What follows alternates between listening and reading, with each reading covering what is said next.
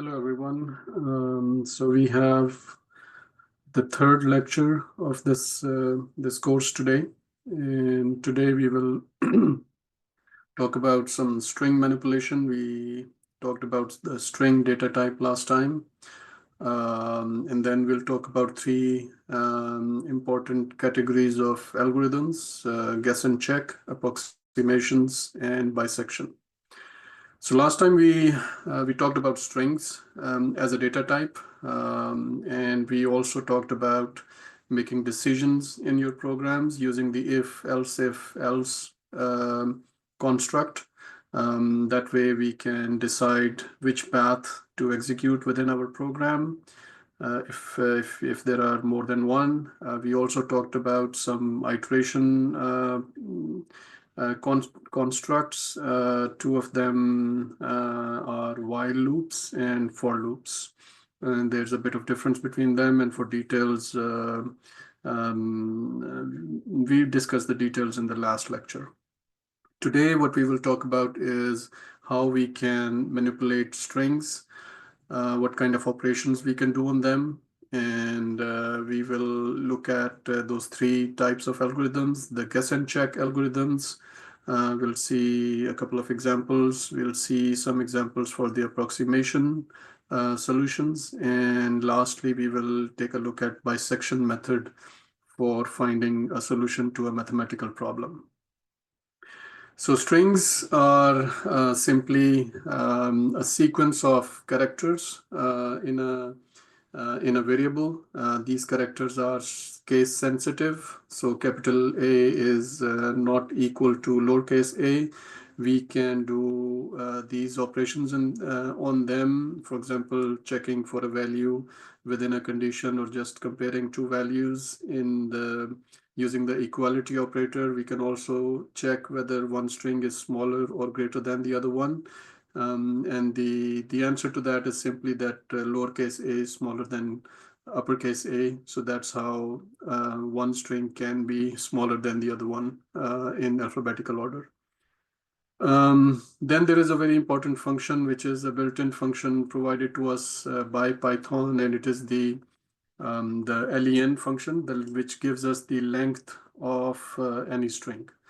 So whatever variable we pass as an argument to this function, it will give us the length of that string in an integer form. So for example, if a string s has a, b, c in it, if we call the length function for s, the value that is returned back to the program or back to the user is 3 for this. If you want to access individual elements from within a string, for example, if a string is ABC, it has 3 values in it, and I have just added these spaces for to be able to write these indexes at the bottom. Otherwise, there's no space between them.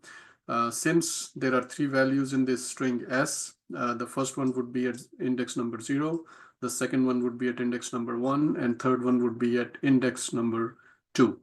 And indexing for the strings always starts at 0. The way to access these individual elements within a string is to use the square brackets in front of the variable name. For example, s sub 0 is equal to a, and s sub 1 would be b, and s sub 2 would be c. Since there's nothing after c, if we try to call s sub 3, which is index number 4, if we start at 0, this would result in an error. And that error specifically is called index error. We'll talk more about different types of errors and how to handle them later on in future sessions. The indexing can also be used in slightly different way. For example, the last element is always at -1, and if we go back, the second one, the next one would be -2, and then -3 and onwards. So s sub -1 would value it to c, s sub -2 to b, and s sub -3 will give us a value of a. Some more operations on strings. We can slice them, and slicing a string means getting a subset of it. using many different ways. And the way to do that is again using these square brackets, but we can give a few arguments in them.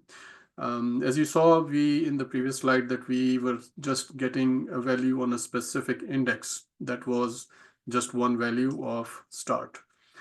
We did not say where to stop or how many to step because we were getting just one value. So this by default was same as start, and the step by default is always one. So if we give two numbers, step will be skipped and it will be used with the default value of 1. But we can give two numbers. The first one would be the starting index, and then second one would be the stopping index. And we can also omit numbers and just give the colons. We'll see this example here later on. And it would just simply use the default values, which I will mention in a bit. And if you are ever unsure of what a specific answer would be, just try it out in Spider Shell, and you would have a better understanding of how this works. So let's say if S is A, B, C, D, E, F, G, H, and we say S sub 3:6, that means we want to start at index number 3 and want to stop at index number 6 minus 1. So it would start at 0, 1, 2, 3. So D would be the first one, and then this is index number 3, the index number 4, and index number 5. We won't get the sixth one because we are stopping at LEN at this number -1 as an index. But if we start counting from 1, that would be the sixth element where we would be ending. This is same as 361, 3:6:1, because 1 is always the default value of the step. Let's say we don't want to get the consecutive numbers of D, E, and F, and we still want to start at 3. We want to stop at the sixth element, but we want to skip a number. So we'll say that the step is 2. So it would start with D, it will skip E, and D plus 2 would be the next option for us, which is F, which is still within that range that we gave as the stopping number, but we won't get anything after that because D at F, F is the sixth number where we should stop for this slice. If we don't give anything, all the default values for these 3 parameters will be used. Default for starting is 0. Default for the stopping is length of S, and default for the step is number 1. So this would give us the whole string as a result. We can also reverse a string using this notation. We will say no arguments for the first and second options, but we say the step is -1. So this would start at the end and it will go all the way to the beginning. So A, G, F, E, D, C, B, A would be the answer here. Again, this is same as using these parameters of -1 and minus length of S plus 1 and -1 as the step. And lastly, another example, if we say I want the value of S starting at 4, ending at 1, but skipping a number while going back. So step is -2. So the answer in this case would be E and C. Another concept in Python is whether the value of a variable or a data type is mutable or immutable. There are some data types within Python which are immutable, which means if once you define them, you cannot change their value. They cannot be modified. But you can use their value to create another variable or play around with them, slice a string, for example, use some of its characters, add something else, and then put it back into a variable. So if S is hello, and we want to say that S sub 0 is equal to Y, which is we want to change this H to Y, this is an error. We are not allowed to do that because strings are immutable. But we can slice S, leave the H, get ELLO, and add a Y in front of it using this concatenation option. And this whole operation will give us a new string value, which is YELLO, and we are putting it back into the variable called S. And so that way we are changing the whole value of S, not changing some elements of it, but creating a new string and saying that S now points to yellow instead of hello. You would remember we went through the details of for loop in the previous lecture. We'll just recap it. For loops are a construct that are used for iteration. It has a variable defined in the definition, and then we give it some specific range. If we say for a variable in range 4, that means a variable for each iteration of running or executing these expressions. Variable will take the values of 0, 1, 2, and 3. So 4 values, but starting at index 0. So whatever number we provide to this range parameter here, it will start at index number 0, but it will stop at this value -1. So the total number of iterations would still be 4, but the value in variable would be 0, 1, 2, and 3. It might happen that you would want not to start at index 0, but at a different index. So, so the second example shows us how to run these expressions with variable var having the values of 4 and 5. So it will start at 4, it will also have 5, but it will stop at 6 minus 1, which is 5. So it will run 2 times, getting the values of 4 and 5. And lastly, it's not necessary that we always use integers as a value for the variable here. We can also iterate over other data types and still use for loop for that purpose, which is a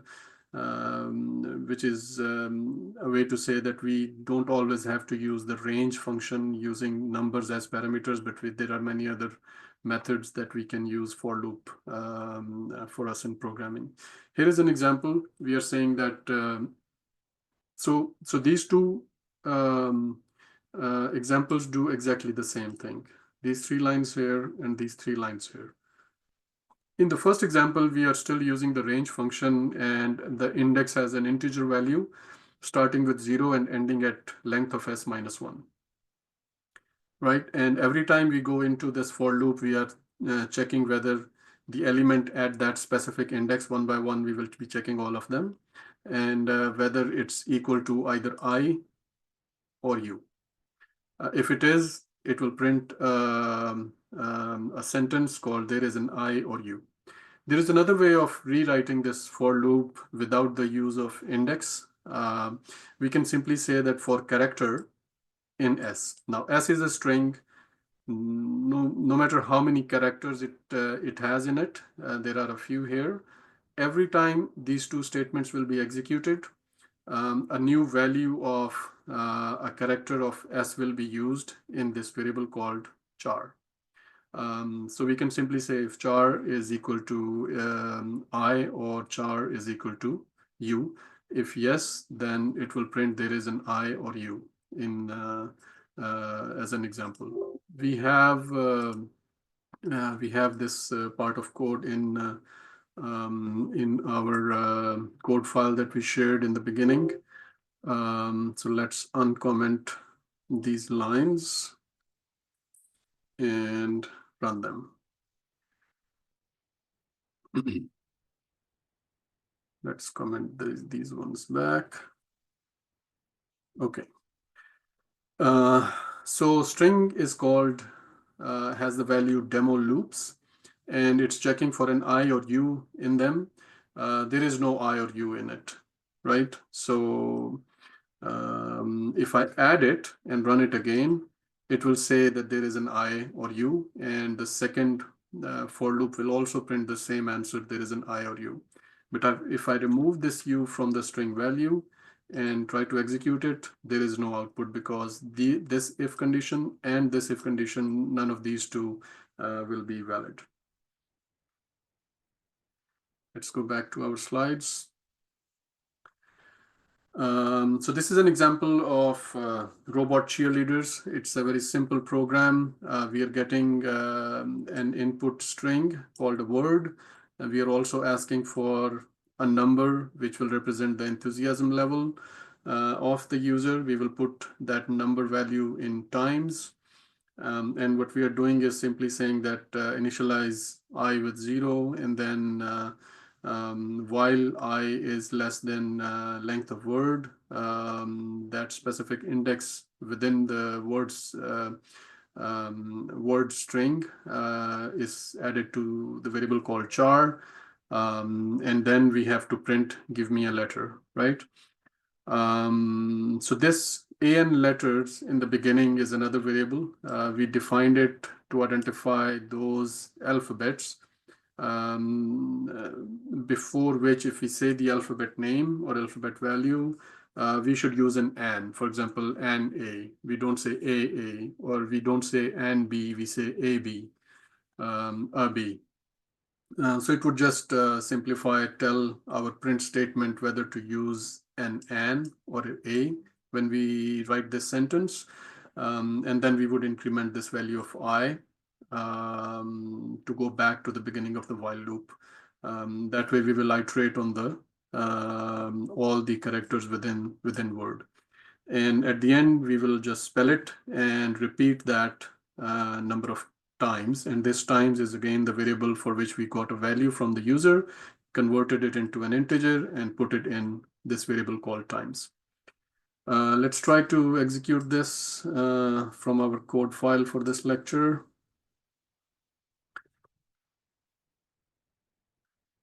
Okay, so it's asking me to enter a word. I will say robots, and enthusiasm level is 6. So one by one, for each character within this string, it printed it. For some of them, it says, give me an R, and says R. For the ones which don't need an N, it gave me, give me a B, give me a T. And at the end, since we wrote 6 here, it repeated it 6 times. Now, this is what this simple program is doing. And it has the example of typecasting into integer. It has the example of using the input function. It has an example of using the else if construct, and it has a loop within it, 2 loops actually. Let's go back to the slide. In the slide, you would remember we had a while loop, but here it says for. And the reason for that is this. If we use the while loop in our example, we have to use quite a few statements, initializing the variable, using it as an index, and then incrementing it here. We can replace all of that simply by saying for char in word. And we don't have to get a specific character from within word at an index, because every time it goes in, it would put it in this variable for character automatically. We don't have to increment anything because we are not using an index. We are using this construct within the for loop to get the character from within word. So that's a simple change, and it would make our code more readable. Let's move on. This is another exercise. It would be within your slides. Just try to copy this code to your Spider code window and try to run it. It simply checks how many characters are matching between these 2 strings. Let's move on to the second part of our lecture for today. And I said in the beginning that we would be looking at 3 different types of algorithms. The first one of them is the guess and check type of algorithm. And this is simply trying to find a solution to let's say a numerical problem, and then using exhaustive enumeration of all the possibilities from one end to another end, and then checking each one of them one by one and seeing which one is the answer or whether there is an answer or not. So for any problem, we should be able to guess a value. If this value is correct, we are done. If not, then we would do some increment or decrement within the value and keep on guessing until this is done. And this is also called exhaustive enumeration and takes quite a bit of time. We will take a look at a couple of examples for that. So let's say we are trying to find the cube cube root of a number. So the way to do that would be that start from 0, go all the way to whichever that number was, and for every number in between, take a cube of that number. If that's equal to our initial cube value, then that number is the cube root. If not, then we don't have the cube root or a perfect cube root for this number at all as an integer. So let's see. This is our code. And we're starting with the example of cube of 27. All right. So it says cube root of 27 is 3. So it was trying to check within the range of 0 to cube plus 1, which is all the way to the value of cube itself. So it would check from 0 all the way to 27. It stops at whatever value is given as a parameter -1. So we have to give +1 if you want to go all the way up to 27. Otherwise, it would stop at 26. Anyway, and within this for loop, for every value of guess starting at 0 and incrementing by 1, it would check if the cube of that number is equal to this initial cube value that we provided. If it is, it will say the cube root of this cube value, 27, is our guess, which in this case would be the 4th iteration of this for loop, and the number would be 3. Let's say we are trying to find a cube root of this large number 8120601. If we run the same code, we would still get a value of 201. 201 raised to the power 3 is exactly equal to 8120601. All right. Okay, let's comment these back out. So this was our simple example of guess and check. Okay, but you would notice that this did not. Firstly, it did not give any answer if we did not have a perfect cube. Secondly, it did not take care of negative numbers as the cubes of a negative number. So a negative number multiplied by itself 3 times would give us a negative result. Okay, and this is the example of changing these 3 lines into a little bit more number of lines, but it would take care of giving us an answer if the input is not a perfect cube, and it would also see if the cube originally was less than 0, then whatever our guess was, it would tell us that minus that guess was the right cube root. And we have to do this because for the multiplication or raising the power, we are using the absolute value of this cube value here for our calculations. Let's try to run this specific piece of code. Okay. For cube of -27. Okay. And cube of -27 is -3. All right. And cube of -8120601 is -201. And let's say if we change this number a little bit, that would not have a cube root because it's not a perfect cube. Our answer would be slightly different. It would say this number is not a perfect cube, and that's because of this check here that we have added to make our program more user-friendly. Okay, let's move on. Next type of algorithm that we will look at is the approximate solution type of algorithm. So this does not give us an exact answer, but it gives us a good enough answer. And how good enough that answer is based on a variable that we will define ourselves. Here we will call it epsilon. And whatever answer we are looking for, we will compare it with epsilon, the difference between our answer and the answer that we are looking for. If their difference is greater than or equal to this error value, allowed error value that we are looking for, then it will keep on guessing. Otherwise, it will give us the value as a close enough answer, right, or good enough answer. If we decrease the increment size of our guesses, our program will be slower. But if we increase the error value, allowed error value, or the epsilon value, our answer will be less accurate. Let's look at it with an example.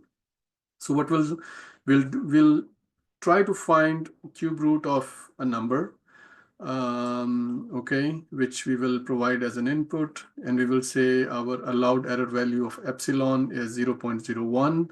Our initial guess is 0, and our increment for each check of this guess is 0.001.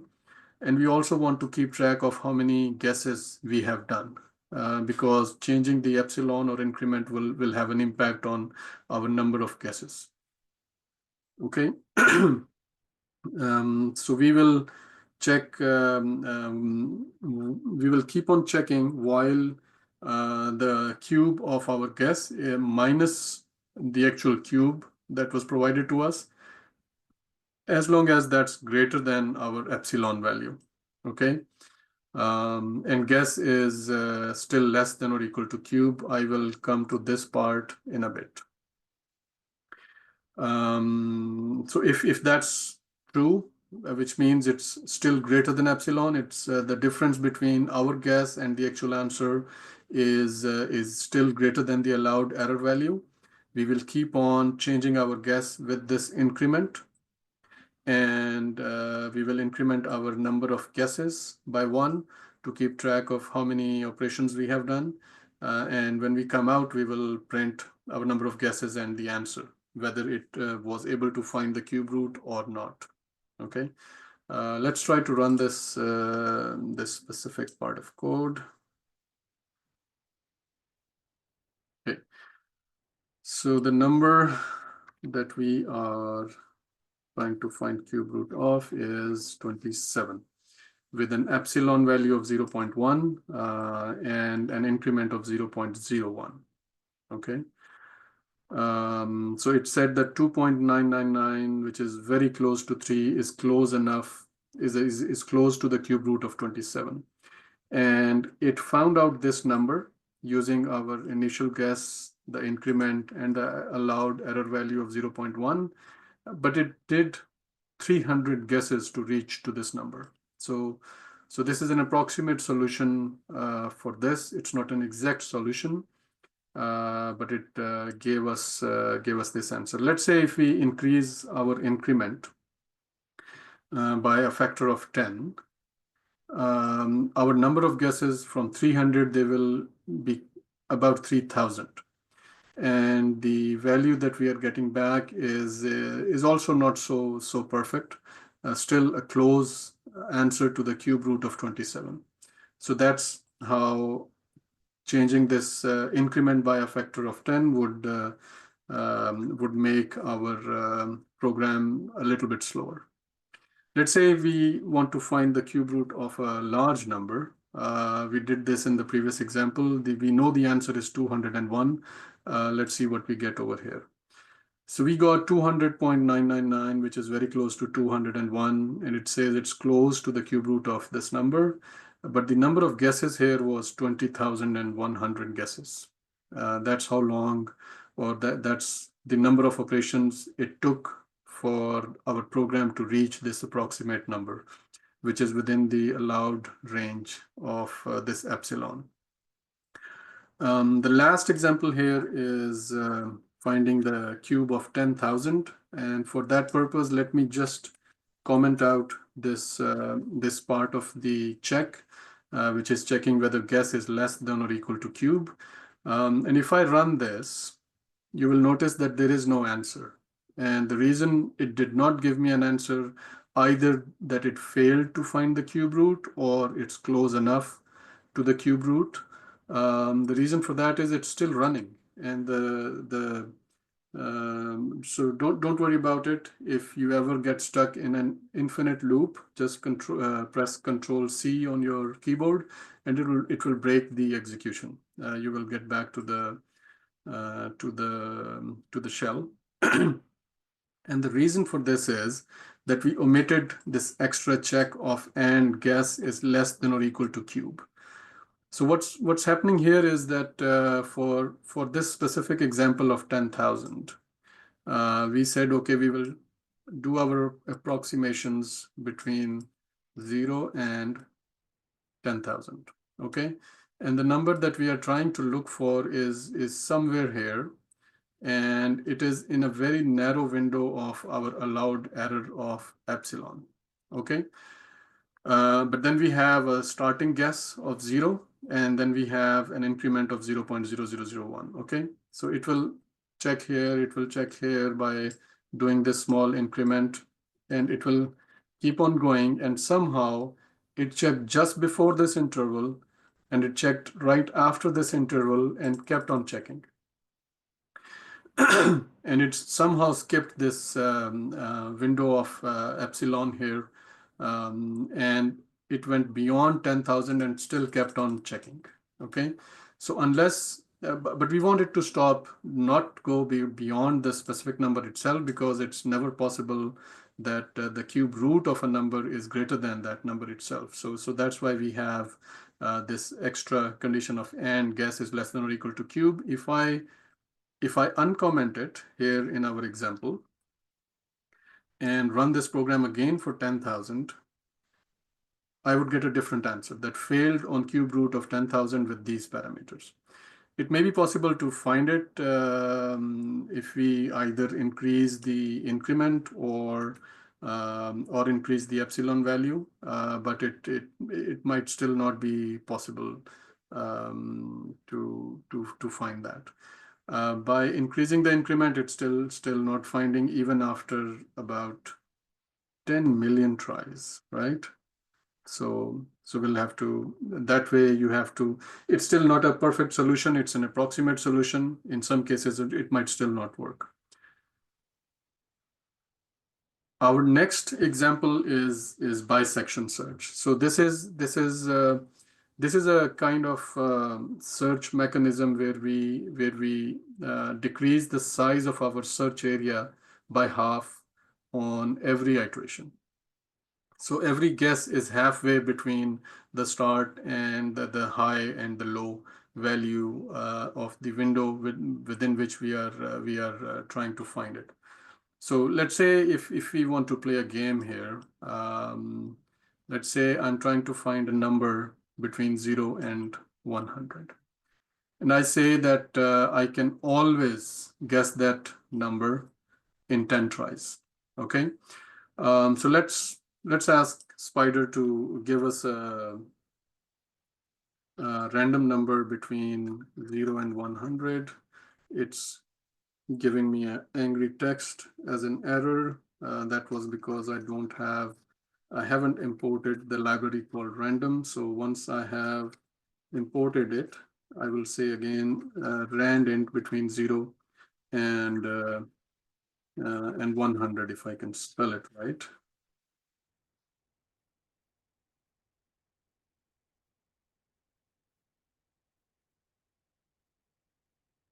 Okay. So I called this function called randint and gave it my starting and ending number. And within this, it gave me a random number as an output of 38.